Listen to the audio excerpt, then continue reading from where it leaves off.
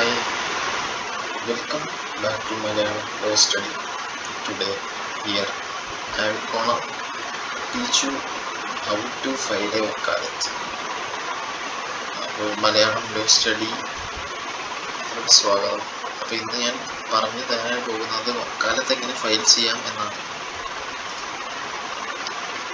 വക്കാലത്ത് is a legal permission given by a client to an advocate so the lawyer can act, speak and file documents on their behalf in the court. അതായത് ഒരു case നടത്താൻ എൻ്റെ ഭാഗത്ത് നിന്നും ഈ അഭിഭാഷകൻ കോടതിയിൽ പ്രവർത്തിക്കാം എന്ന് എഴുതി നൽകുന്ന അധികാരപത്രമാണ് വക്കാലത്ത്. അതിൽ മെയിനായിട്ട് ഉള്ളത് കക്ഷിയുടെ പേര്, ലോയറുടെ പേര്, കേസ് നമ്പർ, കോടതിയുടെ പേര്, കക്ഷിയുടെ ഒപ്പ്, ലോയറുടെ ഒപ്പ്, ഇതൊക്കെയാണ് വക്കാലത്തിൽ വരുന്നത്. അപ്പോൾ റഫായിട്ട് ഇങ്ങനെ എഴുതിയിട്ട് കാര്യമില്ല, അതിനൊരു ഫോർമാറ്റ് കാര്യങ്ങളുണ്ട്. അപ്പോൾ അതാണ് ഞാനിപ്പോൾ ഈ ഒരു വീഡിയോയിലൂടെ പറയാൻ പോകുന്നത്. അപ്പോൾ നമുക്ക് വീഡിയോയിലോട്ട് പോകാം. അപ്പോൾ ഇതാണ് വക്കാലത്ത് അല്ലെങ്കിൽ വക്കാലത്ത് നാമ. അപ്പോൾ ഇതാണ് നോർമലി കണ്ടുവരുന്ന ഫോർമാറ്റ് കാര്യങ്ങൾ. അപ്പോൾ ആദ്യം നമ്മൾ കോടതിയുടെ പേര് കൊടുക്കണം. അതായത് ബിഫോർ ദി ഹോണറബിൾ ഏത് കോർട്ടാവാം, ചീഫ് കോർട്ടാവാം, JFC ആവാം, ഫാമിലി കോർട്ട് എന്ത് വേണമെങ്കിലും ആവാം. അപ്പോൾ ഞാനിപ്പോൾ നിങ്ങൾക്ക് കാണാൻ വേണ്ടിയിട്ട് before the honourable munsif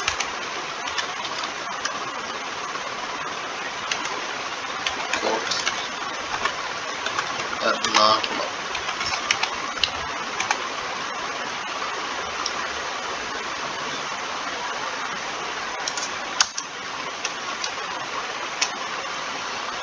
before the honourable munsif court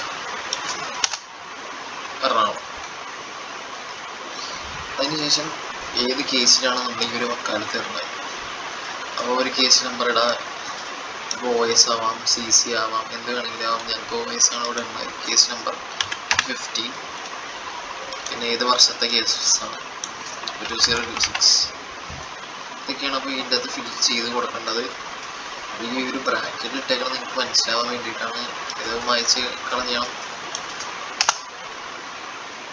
അതെല്ലാം മായ്ച്ച് കളയണം, ജസ്റ്റ് മനസ്സിലാവാൻ വേണ്ടിയിട്ടാണ് ഞാനപ്പോൾ അത് ഇട്ടേക്കുന്നത്. പിന്നെ അതിൻ്റെ അടിയിൽ വരുന്നത് അപ്പോൾ ഒരു കേസിൽ വാദിയും പ്രതിയും ഉണ്ടാവും. അപ്പോൾ അത് അറിയാൻ വേണ്ടിയിട്ടാണ് ഇങ്ങനെ കൊടുത്തേക്കണത്. നെയിം ഓഫ് ദ കംപ്ലൈൻറ്റ്, അത് കംപ്ലൈൻ്റ് ആവാം, പെറ്റീഷൻ ആവാം, നോട്ടീഫ് ആവാം.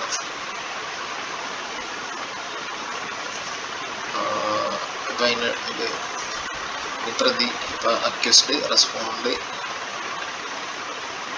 ഡിഫൻഡൻറ്റ്,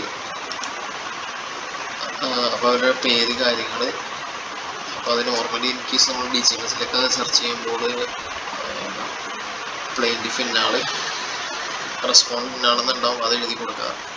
അതിനുശേഷം നമ്മൾ ആർക്ക് വേണ്ടിയിട്ടാണ് എന്ന് നമ്മളിവിടെ എഴുതണം. ആ ഒരു കേസിൽ നമ്മൾ പ്ലെയിൻറ്റിഫ് ആവാം, കംപ്ലൈനൻ്റ് ആവാം, റെസ്പോണ്ട് ആവാം. അപ്പോൾ ആർക്ക് വേണ്ടിയിട്ടാണെന്നുള്ളത് എഴുതാം. ഇപ്പോൾ ഒരാളുണ്ടെങ്കിൽ 1 പറഞ്ഞിട്ട് എഴുതാം. 2, 3, 4 പേരൊക്കെ ഉണ്ടെങ്കിൽ അങ്ങനെ കോമിട്ട് എഴുതി പോവാം. എന്നിട്ട് അപ്പോയിൻറ്റ് ആൻഡ് റിട്ടൈൻ ഏത് അഡ്വക്കേറ്റാണ്, അഡ്വക്കേറ്റ് നെയിം, ഒരു അഡ്വക്കേറ്റ് ഉണ്ടെങ്കിൽ ഒരു അഡ്വക്കേറ്റ് നെയിം, ഒന്നിൽ കൂടുതൽ പേരുണ്ടെങ്കിൽ അവരുടെ എല്ലാവരുടെയും പേര് എഴുതണം. എന്നിട്ട് ഇത് ക്ലൈൻറ്റ് പറയണ ഓരോ കാര്യങ്ങളാണ്. ഇന്ന ആളെ ഇന്ന കേസിൽ അപ്പോയിൻറ്റ് ചെയ്തു, കോടതിയുടെ പ്രൊസീജിയർ കാര്യങ്ങൾ നോക്കാൻ വേണ്ടിയിട്ട് എല്ലാ ഡോക്യുമെൻറ്റ്സും, ക്ലൈൻറ്റിൻ്റെ ബിഹാഫ്, കോടതിയിൽ അഡ്വക്കേറ്റിനെ നിയമിച്ചു എന്ന് പറയുന്ന കാര്യങ്ങളാണ് ഈ ഒരു ഇത് പറയുന്നത്. അതിനുശേഷം sign this the dashed 15th day of May 2026. അപ്പോൾ ഡേറ്റ് കാര്യങ്ങളൊക്കെ എഴുതാം, ഏത് മന്താണ് ഉള്ള കാര്യങ്ങൾ. അതിനുശേഷം അതിൻ്റെ തൊട്ട് താഴെ കക്ഷിയുടെ ഒപ്പ്, അതായത് ക്ലൈൻറ്റിൻ്റെ ഒപ്പ് വിത്ത് നെയിം. ആ ഒരു കക്ഷിയുടെ അടുത്ത് അടിയിൽ പേര് എഴുതി ഒപ്പിടാൻ പറയണം. ഇപ്പോൾ ഒന്നിൽ കൂടുതൽ കക്ഷികളുണ്ടെങ്കിൽ for example defendant 1, defendant 2, defendant 3, plaintiff 1, plaintiff 2, പിന്നെ അക്യൂസ്ഡ് 1, 2, 3. അപ്പോൾ എത്ര പേരാണെന്നുള്ളത് ഇങ്ങനെ അതിൻ്റെ താഴെ തന്നെ പേര് എഴുതിയിട്ട് ഒപ്പിടാം. എന്നിട്ട് എക്സിക്യൂട്ടഡ് ഇൻ മൈ പ്രസൻസ്, ആരാണ് ആ ഒരു ടൈമിൽ അവിടെ ഉള്ളത്, അത് ക്ലർക്കാവാം, ആര് വേണമെങ്കിലും ആവാം, അവരുടെ പേര് ഒപ്പ്, അതിന് തൊട്ട് താഴെ personally known party sign before me, ഇവിടെ ഡേറ്റ് എഴുതണമെന്നാണ്. ഏത് ദിവസമാണ് നിങ്ങളുടെ മുമ്പിൽ വെച്ച് ഒപ്പിട്ടത് അത് ടെസ്റ്റ് ചെയ്യാൻ വേണ്ടിയിട്ട് ഒരു ലോയറിന് നെയിം വിത്ത് സീല്, പിന്നെ സിഗ്നേച്ചർ വേണം. പിന്നെ അക്സെപ്റ്റ് ചെയ്യണതും ഇപ്പോൾ ഒരു അഡ്വക്കേറ്റ് ഉണ്ടെങ്കിൽ ആ ഒരു അഡ്വക്കേറ്റിൻ്റെ നെയിം സീലും സൈനും ഇവിടെ തന്നെ. ഒന്നിൽ കൂടുതൽ പേരുണ്ടെങ്കിൽ എല്ലാവരുടെയും പേര്, എൻറോൾമെൻറ്റ് നമ്പർ, സിഗ്നേച്ചർ എല്ലാം ഇവിടെ വേണം. പിന്നെ അഡ്രസ് ഓഫ് ദ സർവീസ്, അതായത് നിങ്ങളുടെ ഓഫീസ്, ഫേം കാര്യങ്ങൾ, അതിൻ്റെ ഒരു അഡ്രസ്സ് വേണം. പിന്നീട് എന്തെങ്കിലും നിങ്ങളെ കോൺടാക്ട് ചെയ്യണമെങ്കിൽ അതിന് വേണ്ടിയിട്ടാണ് ഈ ഒരു അഡ്രസ് ഫോർ സർവീസ് ചോദിക്കുന്നത്. അപ്പോൾ ഇതൊക്കെയാണ് ഈ ഒരു വക്കാലത്തിൽ മെയിനായിട്ട് വേണ്ടത്. പിന്നെ അതിൻ്റെ ഫീസ് കാര്യങ്ങളുണ്ട്, അത് പറയുന്നതിന് വേണ്ടി ഞാൻ ഡോക്കറ്റ് ഒന്ന് പരിചയപ്പെടുത്താം. അപ്പോൾ ഇതാണ് ഇതിൻ്റെ ഡോക്കറ്റ്. ഡോക്കറ്റിൽ നമ്മൾ എന്താണ് ഈ ഒരു വക്കാലത്ത് ഫയൽ ചെയ്യാൻ പോകുന്നത് ആ ഒരു ഡേറ്റ് എഴുതണം. അതിനുശേഷം കോടതിയുടെ പേര്, before the honourable munsif court Ernakulam, ഏതെങ്കിലും കോടതി.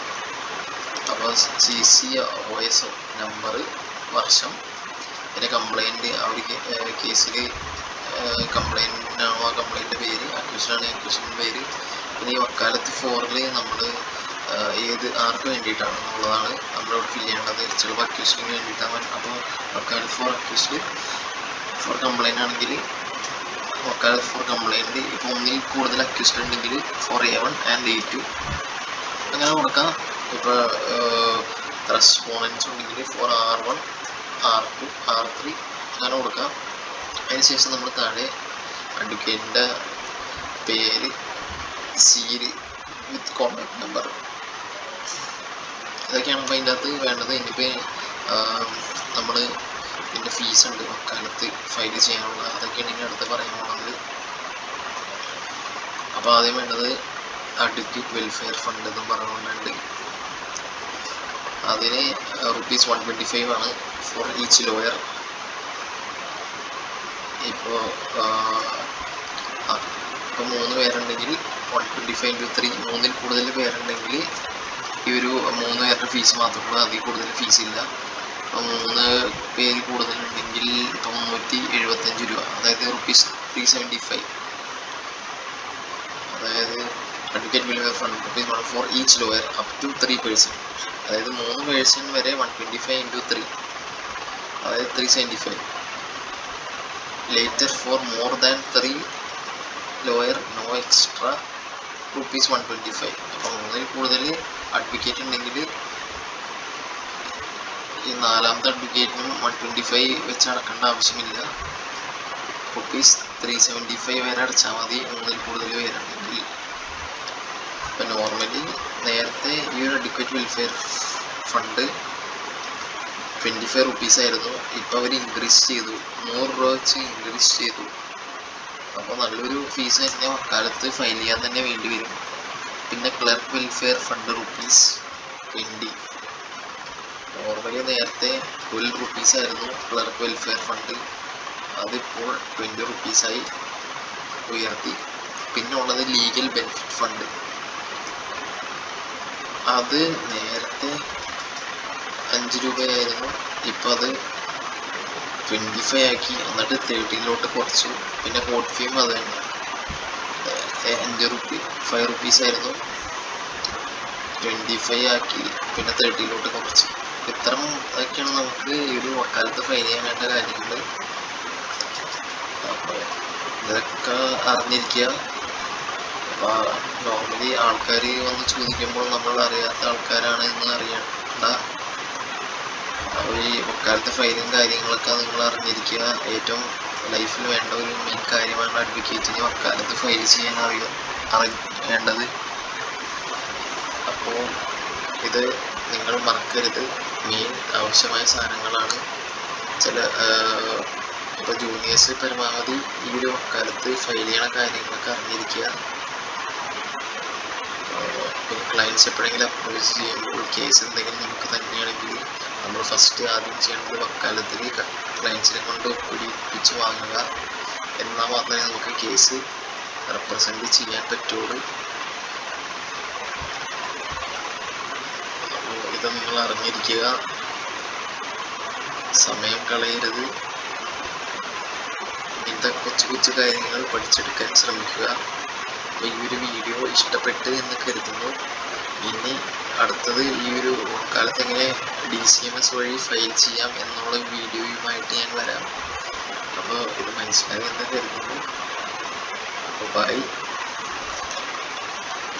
അപ്പോൾ നിങ്ങൾക്ക് ഇതിൻ്റെ ഫോർമാറ്റ് എന്തെങ്കിലും PDF എന്തെങ്കിലും ആയിട്ട് വേണമെങ്കിൽ കമൻറ്റ് ബോക്സിൽ വരിക, കമൻറ്റ് ചെയ്യുക. ഇമെയിൽ ID എന്തെങ്കിലും തന്നെയാണെങ്കിൽ ഞാൻ മെയിൽ ചെയ്ത് തരാം. അപ്പോൾ താങ്ക് യു. നല്ല നല്ല വീഡിയോസിനെ നോക്കി നിൽക്കുക. Thank you.